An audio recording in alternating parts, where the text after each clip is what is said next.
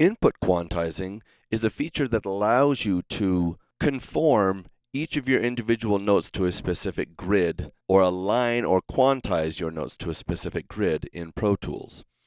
This is something that, generally speaking, I don't use very often, but I think it's important to at least understand where it's found and how it works.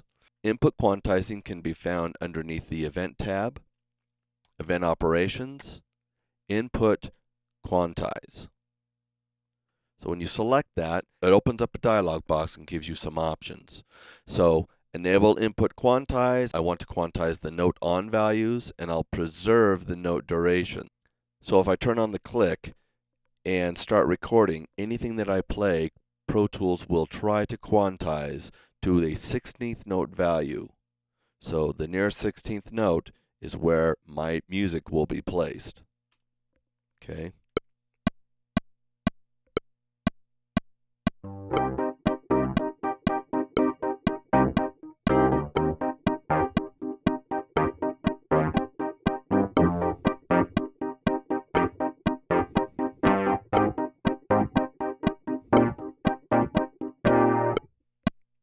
So not a very good performance, but that's as good as you get from a drummer.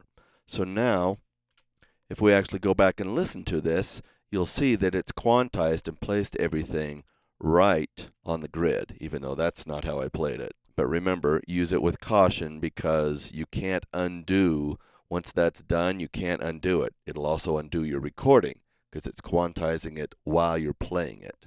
That's why I prefer to quantize it later. Okay, that's input quantizing.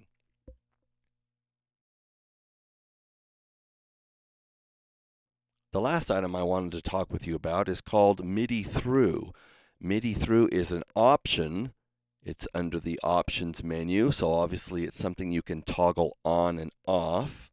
With MIDI through on, you're able to pass the MIDI data from your keyboard into the computer and then pass it along to your virtual instrument or external MIDI device that you might be triggering. If you turn MIDI through off, like this, you can play your virtual instrument, but there will be no sound that will be passing through Pro Tools to your virtual instrument.